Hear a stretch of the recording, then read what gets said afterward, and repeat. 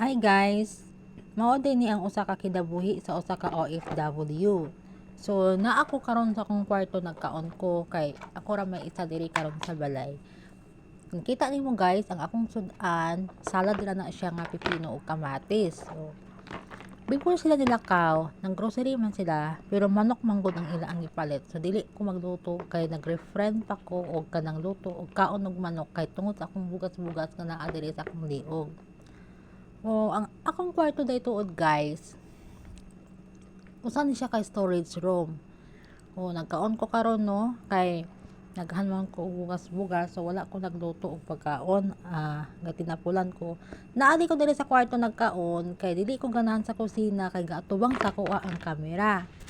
Tan-awan ninyo akong kwarto guys, o naa din ha ang storage room ni siya, diha ang pang limpyo, mga sabon,